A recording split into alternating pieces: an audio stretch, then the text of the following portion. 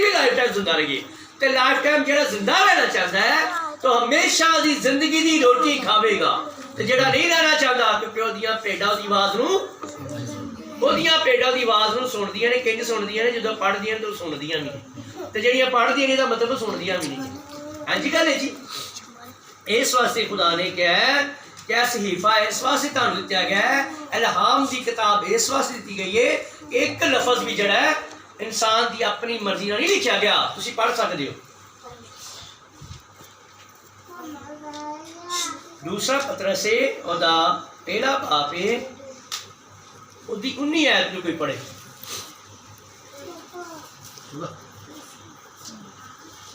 बहुत टाइम मुझे 10 सेकंड दूसरा पतरस पहला बाप ओदी 19 आयत तो पढ़ना शुरू कर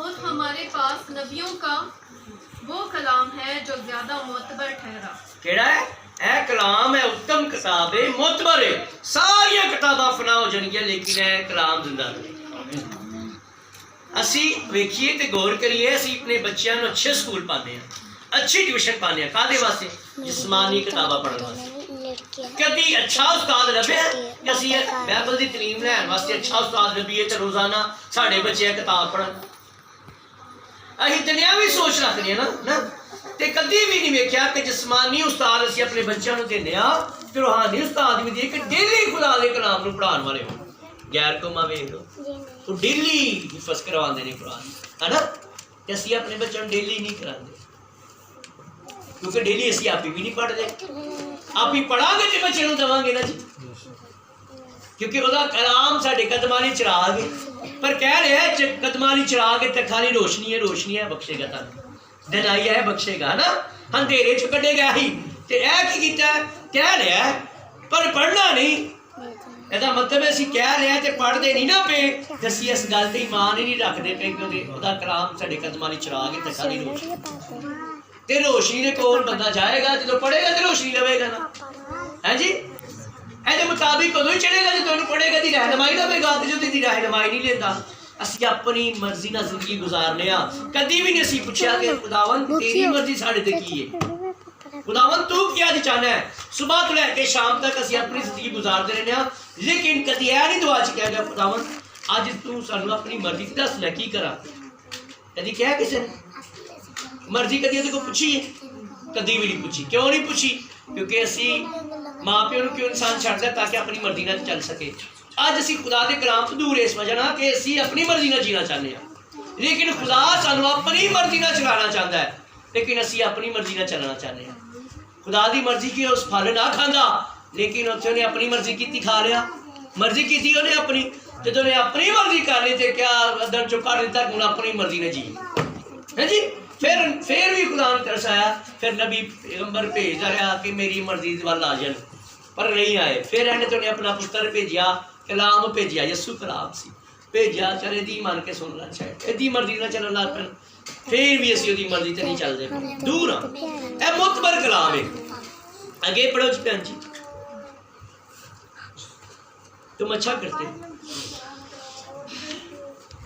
और तुम अच्छा करते हो जो ये समझकर उस पर गौर करते हो कि वो एक चिराग है जो अंधेरी जगह में रोशनी बख्शता है आमीन की कहंदा तुसी अच्छा करदे ते जेड़े पढ़दे नहीं अच्छा करदे ने वो नहीं करदे अच्छा क्योंकि खुदा दा कलाम गुनाह की नाफरमानी ही गुनाह है अगर खुदा कहंदा डेली कलाम पढ़ो अगर नहीं ना पढ़दे तो गुनाह च अगर खुदा कहंदा डेली दुआ करो अगर नहीं करदे कि ना बिला नागा दुआ करो इंज लिखा था ना तो अगर बिला नागा नहीं करदे तो नाफरमानी होगी तो नाफरमानी गुनाह है गुनाह दी तशरीह की है नाफरमानी क्यों भरा जी तसी हर रोज नाफरमानी जिंदगी गुनाह दी हालत जिंदगी फिर कहने इन्नियां दुआवां करने इन्नियां दुआवां कराने चर्च भी जाने तो साड़ी सुनी नहीं जाती सुनी के नहीं जावे भाई जी गुनाह दूर करांगे तो फिर सुनी भी जाएगी देखो मैं तुहाडी नाफरमानी करदा रहां तुहाडी गल भी ना मन्ना तो मैं कहां मैनूं 100 रुपया तो दे तू कहना दफा हो मेरी गल तो कदी मनी नहीं हो मैं तेनों गल दा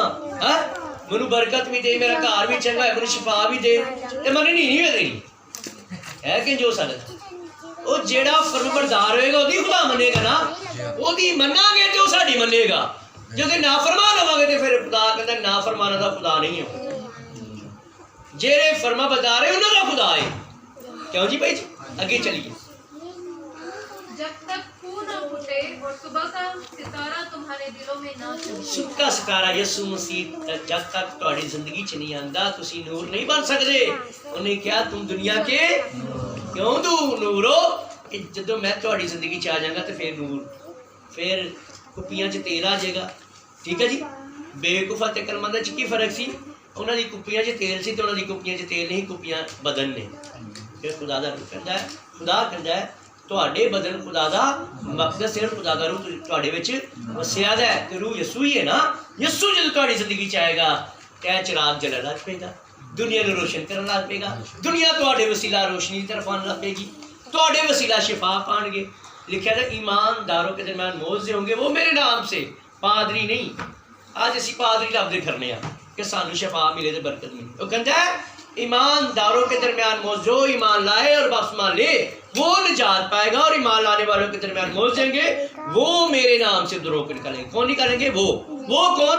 जो बपतिस्मा याफ्ता है वो मेरे नाम से। पादरियां की गल नहीं थी आई, इत्थे वो सारे इंसान ही आई है कि जेड़े उहदे ते ईमान ते भरोसा रखते हैं, जेड़ी उहदी ताबेदारी करते हैं, जेड़ी उहदी मर्जी नूं पूरा जमीन ते करते हैं, वो कहते हैं वो लोग मेरे नाम तो बदरूआं कढ़णगे, नई नई जबाना बोलेंगे, जर पहुंचाने चीज पियेंगे जर ना पहुंचेगा। ठीक है। वो बीमारों पर हाथ रखेंगे तो चंगाई पाएंगे। कौन?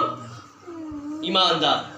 ईमानदार ते आप ही नसदे भजदे पे ने, कदी उत्थे ते कदी उत्थे ते कदी उत्थे ते कदी उत्थे। हां जी गल है। ईमानदार नहीं भजणगे, ईमानदार शिफा देंगे, मोज़े करेंगे। क्यों जी? ये कहता पे सुक्का सितारा तुम्हारे दिलों में ना चमके। 20वीं आयत। और पहले ये जान लो कि किताब मुकद्दस की किसी नबूवत की बात की तावील किसी के ज़ाती इख्तियार में पर मौकूफ नहीं। आमीन। यह गल याद रखना जो फिर असी कलाम अगे सीखांगे ना, यह गल अज पता क्यों जल्दी पई है। बहुत सारी गल्लां मैं तुहाडे नाल करना चाहना, बहुत सारी गल्लां तुहाडे नाल करना चाहना, पर मैं अजे करदा नहीं पिया माजरत नाल, भेत और मकाशफत खोलना चाहना। लेकिन पहला सानू यह जानना है कि पूरा कलाम किहदा है? यस खुदा दा है। तुहानू थोड़ी गल्लां दसने कि बाइबल मुकद्दस के किन्ने बाप ने बच्चे भी बैठे हुए हैं। किन्ने बाप ने पता तुहानू? 1199, यानी कि 89 की कहते 99 कहांगे ना। हाँ जी 1199। ठीक है जी। बाप ने दैश तो लैके ते मकाशवे तक आयता किनिया ने 31102 31000 आयता दैश तो लैके मकाशवे तक। पहला ये जानो ये किताब है किहड़ी है। ठीक है जी। यह भी लिखना लिख लो, तुहानू कोई पूछे तो तुहानू पता होवे कि साढ़े किताब के विच बाइबल मुकद्दस विच कितनी आयतां ने जी। 1199 बाप ने ते 31102 ਜਿਹੜੀਆਂ ਨੇ ना वो आयतां ने टोटल। इन्हां नूं लिखण वाले किन्ने ने? 40 बंदे ने। किन्ने? 40 बंदे ने ते 32 बंदे जिहड़े ने उन्होंने पुराना अहदनामे नूं तरतीब दित्ती ते 8 बंदियां ने नवें अहदनामे नूं तरतीब दित्ती। ठीक है जी। ते यह किन्नी देर च लिखा गया? 1600 साल च। किन्ने सालां च?